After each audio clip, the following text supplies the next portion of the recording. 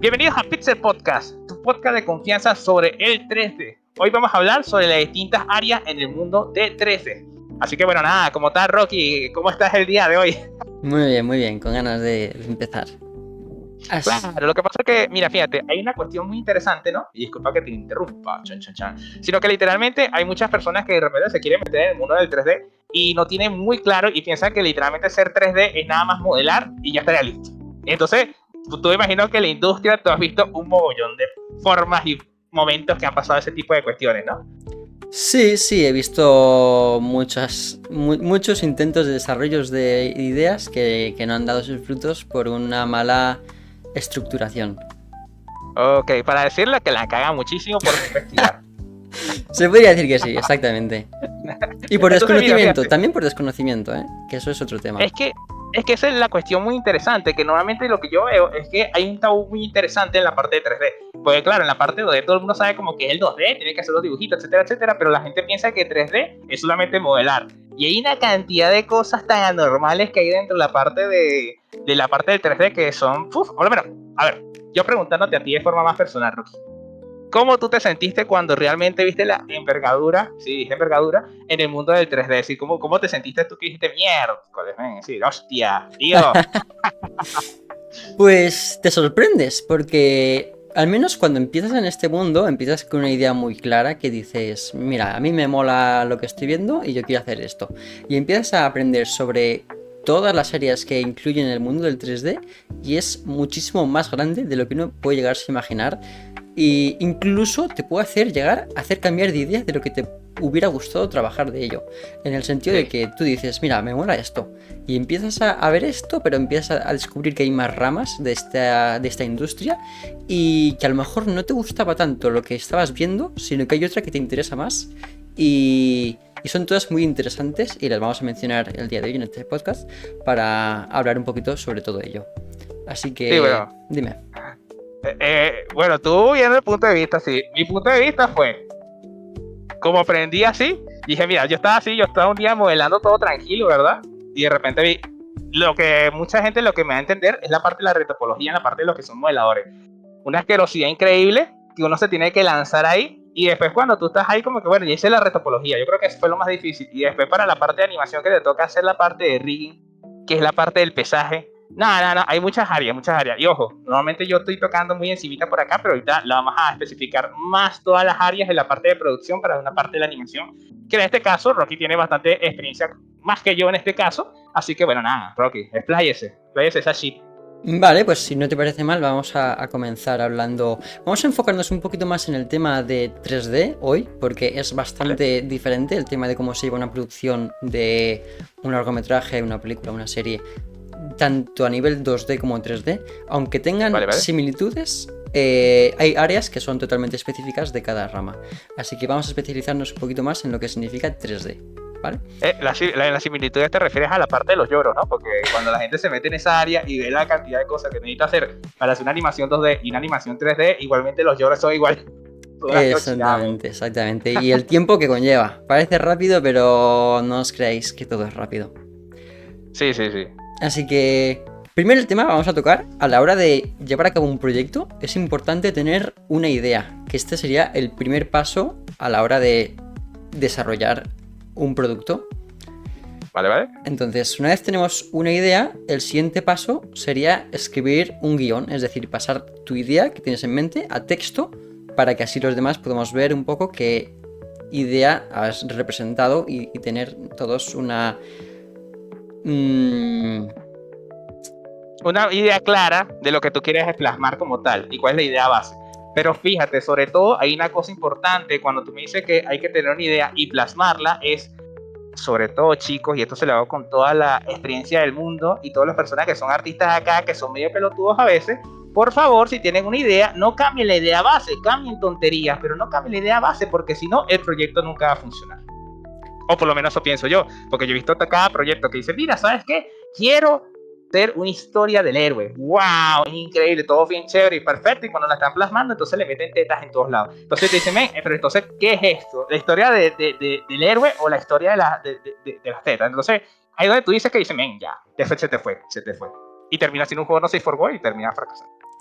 Exactamente. No, bueno, Es verdad que una idea se puede ir reestructurando según se va creando, pero filtrando, mejor dicho, ¿no? el, bueno, sí, o sea, hay cosas que se pueden reestructurar, pero sí que es verdad que el core es importante que ya esté bien escrito y bien maquetado para que saber todos en qué sinergia llevamos todos juntos, ¿vale? Vale, vale. Esto es a la hora de tener la idea y plasmarlo sobre un guión, ¿vale? El guión es importante para todos ver un poquito de qué trata la historia, y después del guión es importante crear un storyboard. Entonces, mediante artistas pasamos lo que sería el texto de las palabras a imágenes. Estos son artistas que tienen una creatividad muy alta a la hora de pensar en planos y tiros de cámara sobre cómo pueden ser ciertas tomas y plasmarlas a dibujos, bocetos. Y una pregunta, Rocky, antes de la parte de storyboard no tenemos que hacer el chart design, es decir, el desarrollo del personaje mediante lo que es el guión. Bueno, es decir, primero desarrollar el personaje cómo va a ser de acuerdo a la personalidad y después de ahí sí pasar al storyboard porque tenemos claro qué es lo que tenemos que plasmar en el storyboard, ¿no?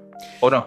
esta es una idea que podría llegar a hacerse, pero es mejor hacerlo quizás a la par, porque ¿cómo vas a a ver, se puede hacer a la vez, pero es verdad que crear un diseño de un personaje cuando todavía no tienes el guión de lo que va a hacer ese personaje, sí que es verdad que hay proyectos que funcionan en base a un personaje, es decir, mi película va a girar en torno al diseño de este personaje porque va a ser un malo que flipas, entonces ya sé la idea de cómo va a ser este malo y entonces en torno a ello ya creo el guión de la historia y todo, pero normalmente... Bueno, dime.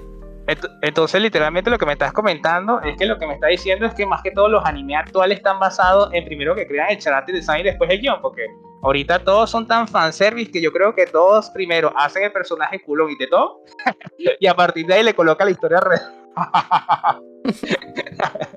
Pero bueno, continúa, Rocky, disculpa que Bueno, entonces, realmente primero conllevas tu historia, la conjuntas bien en un texto y luego ya viendo la historia y el guión, ¿vale? Dices, este personaje me cuadra más que diga que tenga este estilo, a lo mejor es un personaje más avergonzado, más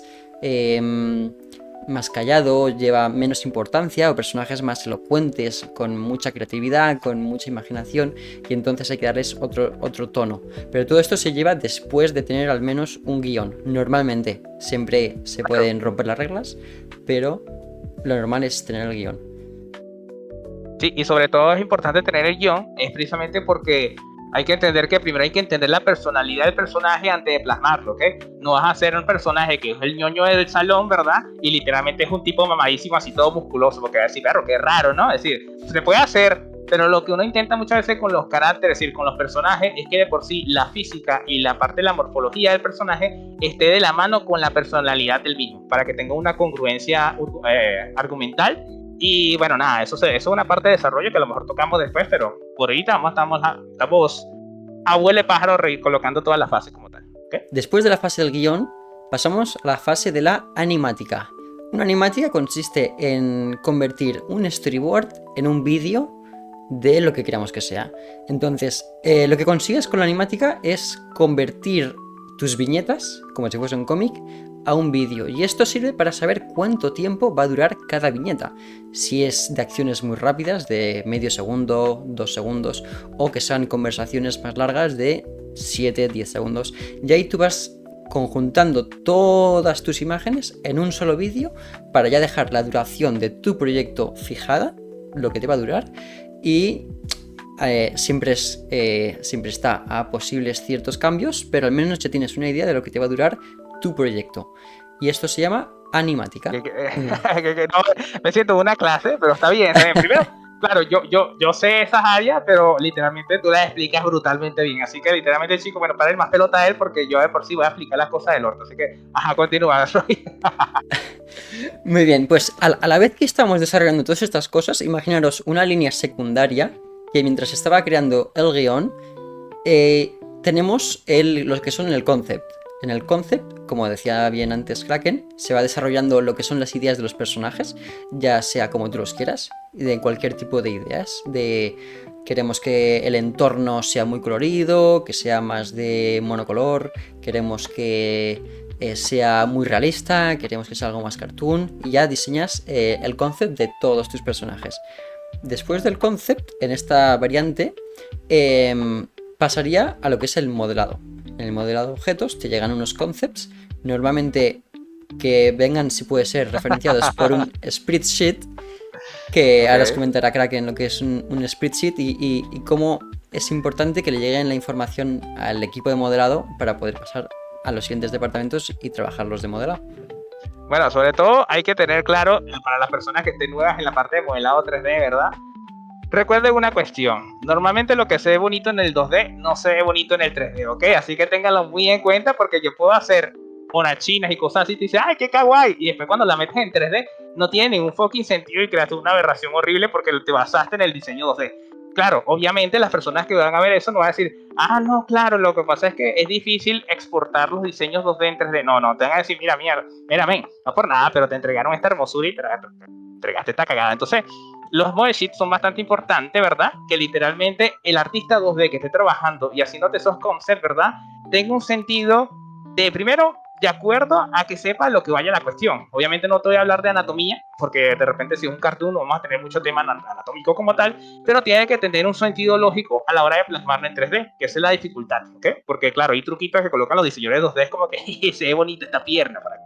Y después cuando tú la metes ahí te dice miércoles, pero ¿dónde meto esta pierna? Me van a decir, what the fuck, man. Así que no se preocupen. Es normal cuando uno está comenzando en este tipo de cosas, pero el model sheet es bastante importante, pero sobre todo es importante que el artista 3D que esté modelando, que literalmente tenga un sentido, lo que es racional, básicamente en cuestión anatómica, y tenga un poquito de criterios, porque vas a tener que modificar muchas veces los model sheets mientras te lo entregan, para que luzca lo más parecido y lo más idéntico, pero a la vez anatómicamente posible en la parte de 3D. Así que esas son cuestiones que no te enseñan en el rubro muchas veces, o de repente no te enseñan en el instituto, o la cuestión así que te dicen, mira, hagan esto. Pero en la práctica es donde tú te vas diciendo como que miércoles, me mintieron toda la vida, venga. Pero esas son las cuestiones. Pero bueno, básicamente es eso, pues. La parte de lo que es el concept, básicamente los artistas 2D tienen que tener bien claro qué se va a hacer con ese personaje para que no se pasen de vergas a la hora de basarse la pobre modelador 3D, que muchas veces es el que sufre bullying. Bueno, más adelante vamos a ver el otro que sufre bullying, que es la parte de rigging, pero bueno, eso más adelante. Muy bien, pues como decía Kraken, después del proceso de modelado, se pasa a este elemento. Aquí se divide en dos fases.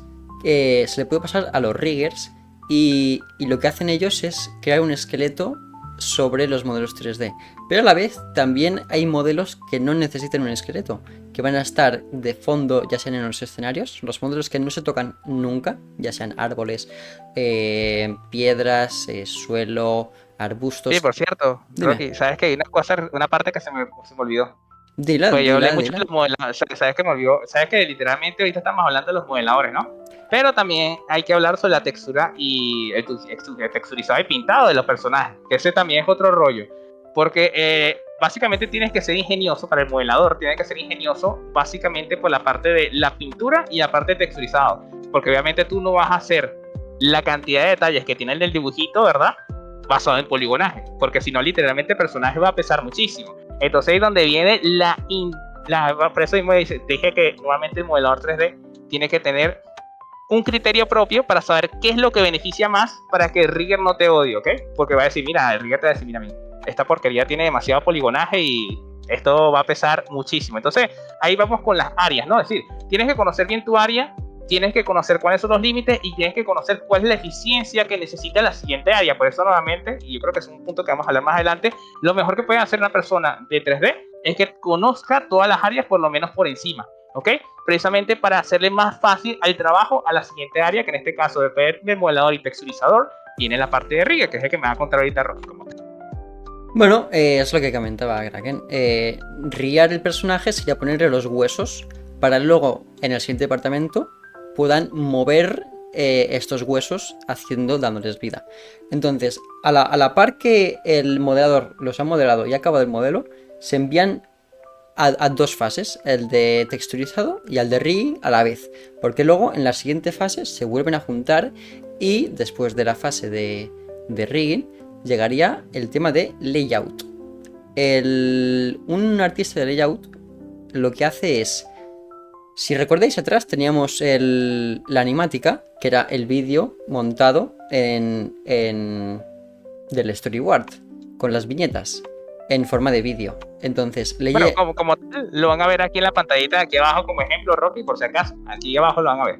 Exactamente. Aquí tenéis referencias y entonces les llegan cómo se tienen que montar y el artista de layout pues montaría la escena de 3D, es decir, le vendría del departamento de rigging todos los personajes que aparezcan en pantalla, le vendrían también dados todos los elementos que tengan que surgir, que tengan que aparecer, ya sean entornos, backgrounds y elementos que haya que poner en escena, y pones la cámara intentando ser fiel a la imagen, al storyboard que te hayan enviado, a la animática.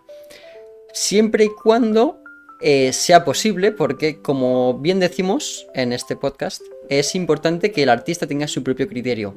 Y como bien decía Kraken, es cierto que hay algunas veces que lo que se plasma bien en 2D, en 3D no se plasma bien. Entonces hay algunas cámaras que son imposibles o por propios elementos que aparecen en el mundo del 3D que no estaban dibujados en el 2D, tengas que mover la cámara para conseguir un resultado idóneo y adecuado a lo que quiere transmitir la historia, e incluso ese shot en concreto, que es ese plano.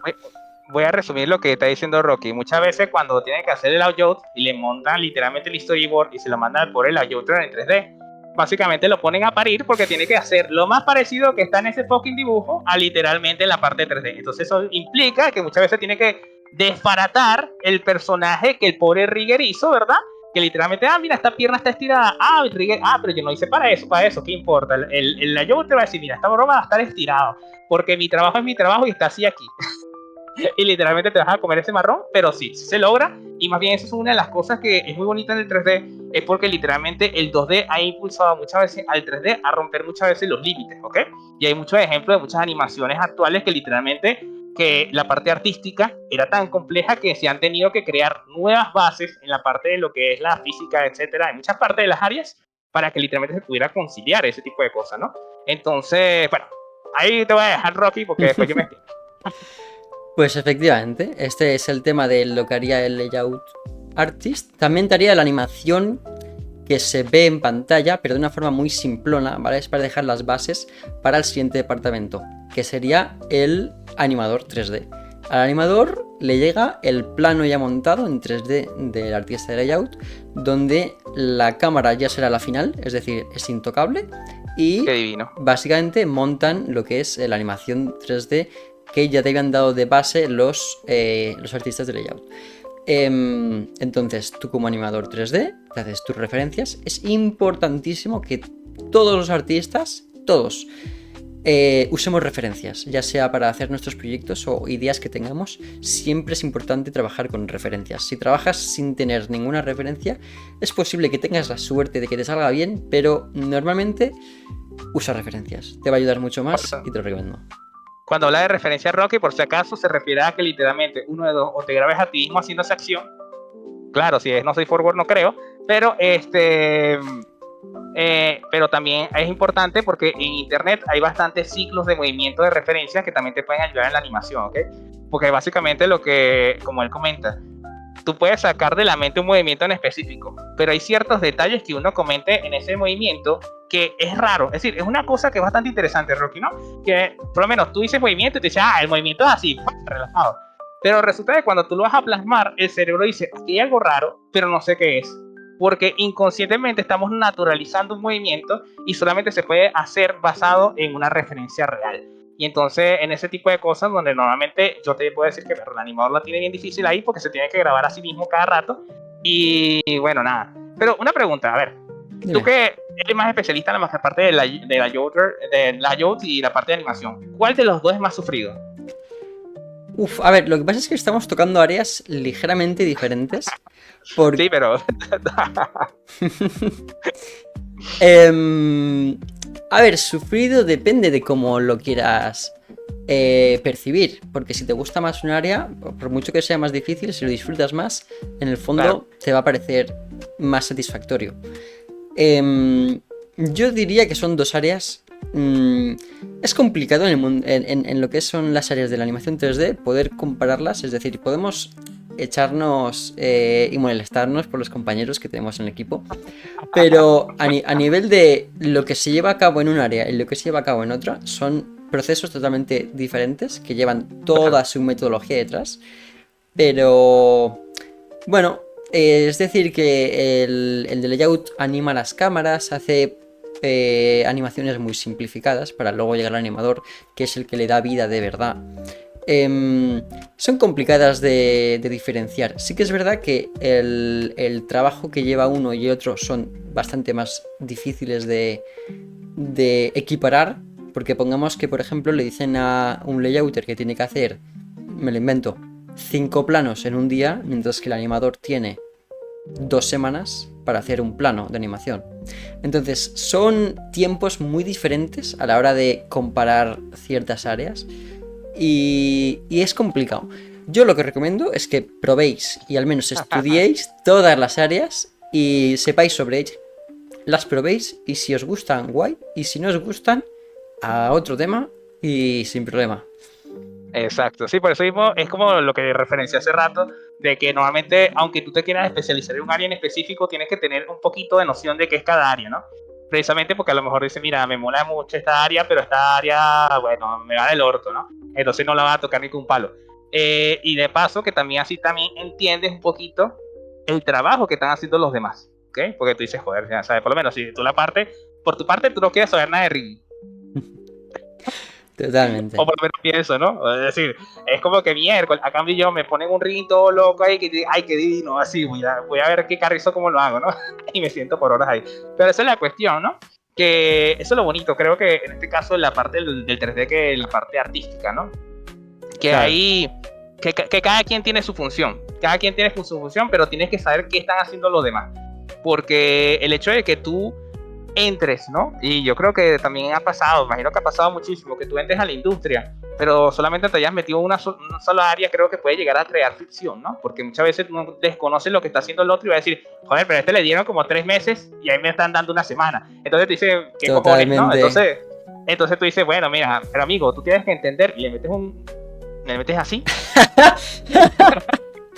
Entonces, bueno, nada. Entonces te dice, bueno, men, si si no estudiaste todas las áreas tienen una complejidad. Y obviamente tú no le vas a decir al rigger que te rigue 3 monas chinas hoy para mañana, obviamente. Si no vas a decir, joder, pues, ¿sabes? Qué locura.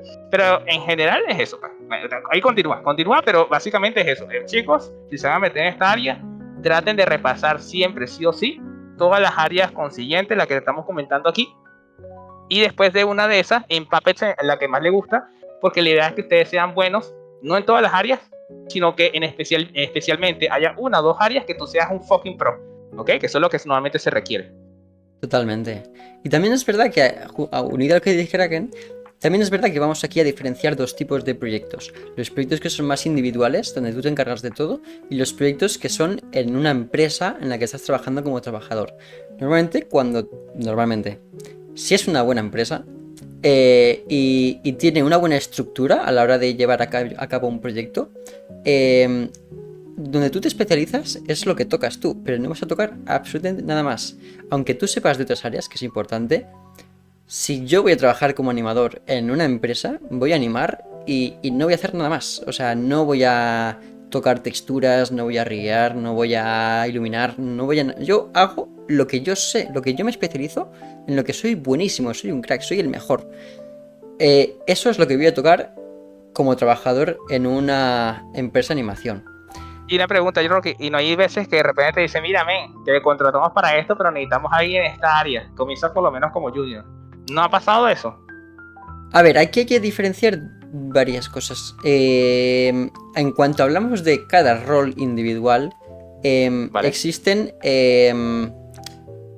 digamos, niveles de proecidad, de pro, ¿sabes? Entonces, Ok, vale, vale. empiezas como junior, digamos que hay 3 roles principales, que serían junior, mid y senior. Después de llegar al Ok. senior viene lo que es un lead y luego ya el supervisor. Oye, pero ya te voy a decir una cosa. Es Junior, Mid y Senior, ¿no? No Correcto. sé, yo siento que el Mid está como negreado, ¿no? Todos tienen un nombre muy OP y el Mid es como que, bueno, parece una posición de LOL, ¿sabes? Entonces es una cagada, una cagada de nivel. Pero bueno, ajá, continúa. Bueno, ya depende de la experiencia. Normalmente, ¿vale? Todo depende de... O sea, no hay un número exacto que te diga a partir de este momento ya pasas de un rol a otro rol. Pero digamos que en unas cifras muy ambiguas en el aire, digamos que de 1 a 3 años serías junior, de Ok, 3 a... De 3 a 6 o 7 podrías ser mid y luego ya de ok. 7 podrías ser un senior porque ya llevas 7 años en la industria trabajando, ya entiendes un poco de las cosas.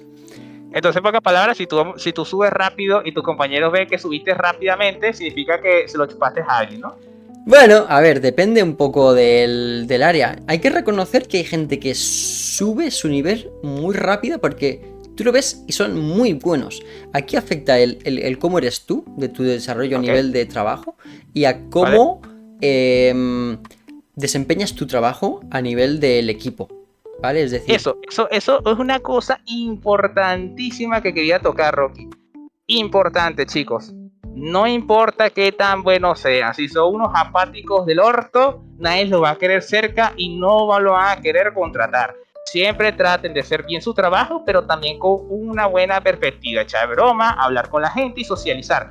Porque lo que mueve montañas realmente en la industria del arte y en toda parte, en lo que es la parte de trabajo, es cómo tú te socializas y si de repente puedes llegar a ser una buena persona para tenerla cerca. Más allá también de tu, obviamente, tu skill como profesional. ¿Ok? Entonces, bueno, eso ya. totalmente, totalmente. Apoyo esas palabras totalmente porque es lo que dice Kraken. Incluso lo dicen en todas partes. No es ningún misterio que dicen que y es mejor una persona un poquito peor a nivel de desarrollo de habilidades, pero que sea más, que proporcione y que haga más apoyo al equipo.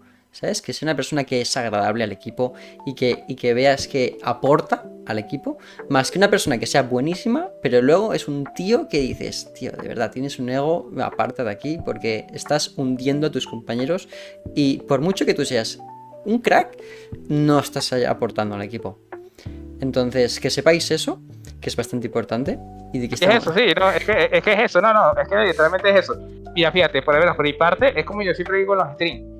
De nada sirve ser el mejor de todos si nada más te conocen en tu casa.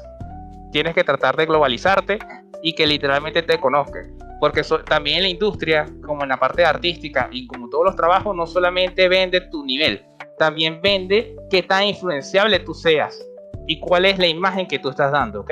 Entonces, básicamente, esos son puntos fundamentales en cualquier trabajo y esto va más que todo para los chicos que están comenzando en la industria del 3D o la industria del arte en general, para que sepan que, ok, practiquen, sean buenos, pero sobre todo publicítense de forma correcta y siempre ayuden cuando ustedes puedan ayudar, porque eso también es imagen. La imagen importa muchísimo. Y no simplemente que tengan unas tetas gigantes y que tengan un corset grandísimo, no, sino que literalmente digan, oye, mira, que cuando hablen de Rocky, digan, joder, ese tío es una máquina y de paso que aparte de ser una máquina, literalmente es agradable el tío, ¿sabes? Que, mira, va a tomarnos unas cañas después de aquí. Eso es lo que te va a hacer subir en la industria y también lo que te va a hacer subir también en las redes sociales. Importantísimo con las comunidades, ¿ok? Totalmente, que añadiendo lo que dice Kraken, aparte de todo lo que te suma como persona y cómo te perciben, también te suma a nivel de posibilidades de trabajo. Es decir, si tú eres una persona que mm, eres... Gilipollas. Dime. Un gilipollas. No, no, no, no. O sea, si eres una persona que trata bien a los demás, Ya, ya. en lo que es la industria es mucho más importante. A ver, es importante. El tema de los contactos. Los contactos mueven mundos. Creedme que por mucho que seáis peores que ciertos compañeros o otras personas que no conocéis, el tema de tener contactos es lo más importante. Diría que es lo tier 1, contactos en la industria, porque tener contactos es lo que os va a dar trabajo. Básicamente Sí. eso. Pero bueno, matizaremos mucho. Nos Exacto. fuimos muchísimo por la... Ahorita nos quedamos en la parte del pobre animador, ¿verdad? Claro, Ahora venimos por la claro. parte de... Bueno, Ok, venimos por la parte de... ¿Cuál? matizaremos todo esto más en futuros podcasts, que hablaremos de todos estos temas. Sí, porque hay Pero, unos temas que cortar ahí que son bastante importantes, ¿no? Es decir, claro, bastante interesantes, que muy probablemente lo vamos a tocar más adelante en otro video, pero por ahorita estamos en las fases. en las fases, exactamente. Entonces, volviendo al tema de la animación, una vez tú has acabado tu animación, pasas a dos fases que podríamos decir que van de la mano, si es que existen las dos fases, ¿vale? Que sería el tema de simulación y el tema de iluminación. Cuando un animador ya ha acabado su plano, ya está todo bonito, se pasa al lighter, que se encarga de iluminar la escena como venga dada de un color script dado desde el inicio.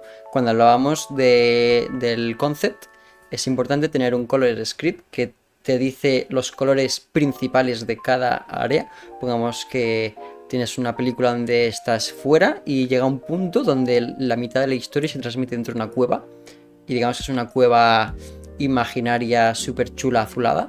Entonces en el color script te dan ya pinceladas de los azules importantes para la hora de cuando llega el animador al iluminador saber ya una base sobre qué colores tiene que usar en estos entornos. Y a la vez que el iluminador ilumina, si existe simulación, que normalmente hay, aunque todo depende de si es un proyecto más a baja escala, un proyecto más personal, a lo mejor no se necesita, tienes un estilo que no necesita simulaciones, pues no se hacen simulaciones. Pero normalmente el que hace simulaciones, ya sea de ropa, de pelo, de agua, fuego, elementos, aires y todo este tipo de cosas, se hacen a la par de iluminación y luego se vuelven a juntar en iluminación para juntarlo todo. Y después de iluminación iría lo que sería el render. Este es un apartado sumamente importante. Bueno, todos realmente son súper importantes, pero el tema de render es también bastante importante. Que este equipo consiste en optimizar las escenas para que tarden el menos tiempo posible a la hora de renderizarse. Cuando trabajas proyectos a grande escala, que tienes escenas muy, muy pesadas, es importante que haya gente especializada en lo que es tiempos de render y optimización del programa para llevar a cabo renders lo más rápido posibles. Como no sé si lo conoceréis, pero en las grandes empresas de animación tienen unas habitaciones. Los render fan.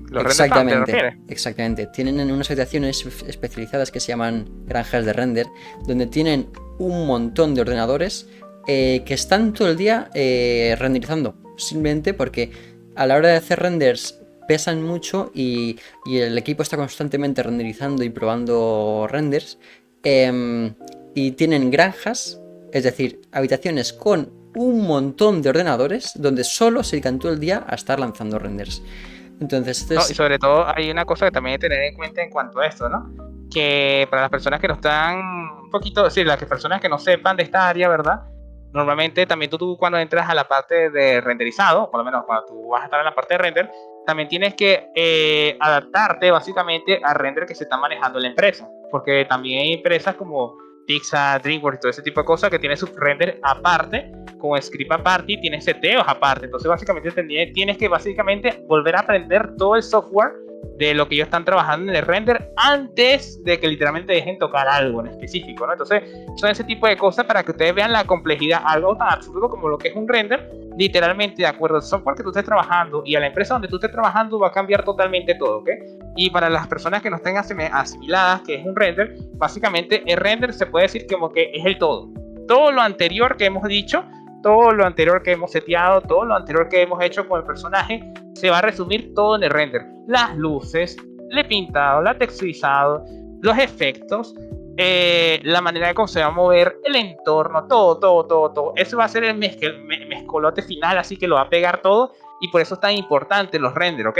y también por eso muchas empresas le meten mucha pasta a lo que son los motores de render y siempre estar actualizándolos para no quedarse atrás. Y sobre todo lo que dijo ahorita Rocky, en este caso, mientras más actualizado esté un software de render, ¿verdad? Más rápido y más eficiente va a ser, ¿ok? Porque literalmente un render de ahorita, por lo menos lo que personas que utilizan Maya, no es lo mismo Arnold Render del 2015 que el del 2025, ¿sabes? Es una locura en cuanto a tiempos y en cuanto a calidad. Entonces, hay una cantidad de cosas en cada área que te deja loco, pues. Entonces, bueno, no, ahí, ahorita, bueno, y en cuanto a las granjas de render, bueno, ahí sí te dejo. Bueno, un añadido a lo que dices tú que me ha parecido muy importante recalcar, que aunque es verdad que en cada empresa utilicen su propia metodología y vas a tener que aprenderlo desde cero, algo sumamente importante es saber las bases de lo que quieres hacer tú, ¿vale? Porque, Claro. es decir, si tú como animador, por ejemplo, tú ya sabes las bases de la animación, el hecho de usar un programa u otro no te tiene que suponer un gran problema. Sí, un reto, porque es un nuevo programa que no has usado en tu vida, entonces es algo nuevo que aprendes y aprender cosas nuevas es algo que desconoces, pero como las bases de la animación, es decir, digamos que esto es animación y esto de aquí es el programa, no van juntos. Una cosa es lo que tú sabes hacer, tu información, y otra cosa es lo que se utiliza el programa para poder hacer lo que tú sabes hacer. Es decir, puedes saber animar y si te cambian del programa, simplemente tienes que aprender a usar el nuevo programa, pero las bases ya las tienes. Es como si modelas. Si te toca usar el nuevo programa, tú ya sabes modelar. Las bases ya las tienes, simplemente tienes que adaptarte al nuevo programa. Entonces, esto es importante, que sí que es verdad que es un nuevo programa y lleva su tiempo acostumbrarse a ello, pero es importante saber las bases y el programa aporta a lo que ya sabes, pero no es algo que te tiene que fijar de por vida. Yo lo que os recomiendo... Por cierto, dime. Eso es lo que te estás comentando ahorita, es muy interesante, Rocky, porque por lo menos en la parte de las bases, ¿verdad? Siempre está lo de Delusion Life y el anime, ¿cómo es el otro libro? El Toolkit Animator. Sí, de Richard El Williams. Survival. Ese mismo. Survival Kit. El Survival Kit de Animator. Bueno, básicamente, eso lo podemos hablar después porque yo creo que tú puedes hablar claro y tendido. Porque yo sé que hay muchas personas que no entienden por qué Carrizo siempre refiere esos libros, cuando literalmente son como casi la Biblia del animador. Son importantes, pero a eso vamos aunado a ello, que literalmente ahí están las bases que tienes puestas tú. La metodología siempre va a ser igual, solamente la tienes que adaptar al nuevo programa como tal, ¿no? Exactamente. Entonces, Sí. simplemente deciros que no os llevéis tanto en mente el programa, sino que ser más defensores de lo que sabéis hacer que del propio programa, porque los programas están para ayudaros a conseguir lo que sabéis hacer vosotros. No sois el programa. No, el programa no sabe hacer lo que hacéis vosotros. Vosotros sois los que conseguís hacer gracias a utilizar el programa como herramienta. Así que ya dejen de pelear entre Blender y Maya, por favor, qué fastidio son, me tienen hasta los cojones. Exactamente.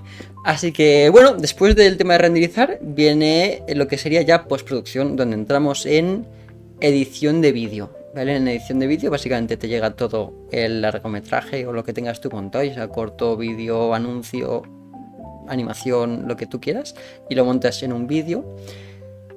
Básicamente es eso. A la vez que tienes esto, viene corrección de color. Esto es bastante importante decir, porque aunque es verdad que hemos tenido el apartado de iluminación un poco más hacia atrás, estamos hablando de artistas que trabajan individualmente. Sí que es verdad que tienen un supervisor donde todo intenta estar lo más parecido posible, pero siempre es importante que cuando ves tu proyecto entero en un timeline, en edición, puedes ver y decir, vale, mira, este está más azul de lo que está el que ha hecho el compañero, así que vamos a corregir tonos. O de repente llega el director y dice, oye, pues me gusta que ya no sea azul, lo quiero verde. Y te acaban de fastidiar todo. Entonces, gracias a corrección de color, pues puede ya elegir ciertos tonos y corregir, como dice el propio nombre, esa tonalidad a la hora de tu producción. Luego ya junto a todo esto tendríamos sonido, que hay dos partes del sonido. El que se graba al principio de todo, es decir, claro, si tienes diálogos, los diálogos de tu producción se hacen al principio del todo. Si no, un animador no puede hacer lip sync, que es que los personajes hablen, si no existe el audio del diálogo. Entonces el diálogo ya está grabado desde atrás y existen, es verdad, que ciertos sonidos y músicas que son de placeholder, que como un placeholder digamos que es algo que está situacional, es decir, pones un sonido que luego en el futuro va a ser cambiado, pero sí. Y entonces, como volviendo al tema de la edición, ya después de la edición viene revisión por parte del director y ya se podría hacer la entrega final. He de decir, bueno, hemos de decir que todo esto que hemos comentado es muy a rasgos extremadamente generales, porque luego a la hora de entrar en cada ámbito individualmente es un mundo de posibilidades y de conocimiento que es asombroso. Pero bueno, como rasgo general, os habéis quedado con las bases. No, bueno, yo no iba a decir nada positivo, la verdad. Yo siempre echándole candela al fuego, porque lo que iba a decir cuando estabas hablando del rango de las diversas cosas que pueden conseguir en uno 3D, también está el rango de lo que te vayan a pagar. Entonces, por eso mismo es que eso también tienes que tenerlo bien claro, porque todo es muy bonito y bien chévere, pero también tienes que ver que la paga que te van a pagar en la empresa donde vas a trabajar está de acuerdo a las posibilidades de tu nivel, ¿no? Obviamente a ti no te van a ver un junior, aunque yo sí tengo bien entendido, fíjate, yo he hablado con otras personas también, y muchas veces, fíjate, el pago muchas veces es bastante relativo, claro, es muy feo lo que voy a hablar ahorita, pero es basado en cuánto tú te valoras, porque por lo menos yo he visto, y eso sí lo he sabido bien claro, que por lo menos en un mismo sitio, vamos a suponer que todos son modeladores, ¿verdad? Todos son modeladores, perfecto. Pero resulta que este modelador de acá, ¿verdad? Está comenzando, pero él dijo, cuando le preguntaron con sus cojones, le dijeron, mira, ¿sabes cuánto vale? 48 euros la hora. Ok, perfecto, 48 euros, perfecto. Pero resulta que el otro que es pro, fue humilde y dijo, mira, quiero 25. Entonces vas a ver estos aquí, trabajando al unísono, el nuevo con literalmente, uno con el nivel de con 48 y otro con 38. Entonces tienes que saber cuál es tu nivel, cuánto tú vales, ¿ok? Porque obviamente la empresa no va a decir, ay, disculpa, lo que pasa es que tienes mucho nivel y nosotros somos buenos y queremos pagarte un poco más porque, oye, ¿sabes? No, si te dice 28 y con ese nivel dije, para adelante, dale, ya. Entonces por eso mismo tienes que saber cómo caracterizar tu trabajo cuando vas a trabajar como tal. Claro, también hay una vertiente totalmente distinta que es la parte de freelancer, pero yo creo que eso lo vamos a dejar para otro video. Pero en este caso, bueno, hay la espectacular que dijo Rocky, también se aúna la espectacular de diversas por cosas y formas que van a pasar en la parte de pago. Exactamente, ya lo hablaremos, como decía, creo que en otros podcasts, pero el tema de los precios también lo comentaremos en futuros podcasts y cómo poder valorarte y cuánto vale tu trabajo. Pero bueno, lo veremos en futuros. Es importantísimo que uno en la parte artística, uno usualmente también ve su trabajo como que siempre tiene errores, ¿sabes? Mientras que los otros de cojones, mira, vea lo que hacen, madre mía, ¿sabes? Y entonces como que uno sí, humildemente, ¿sabes? Entonces, bueno, eso es un tema para otra cosa. Bueno, chicos, entonces, bueno, por aquí vamos dejando el programa. Ya saben todo lo que de repente aprendieron con la parte de Rocky. Les esperamos en los comentarios. Recuerden suscribirse y seguirnos. Y bueno, pues nada, Rocky, ¿qué tienes que decirnos?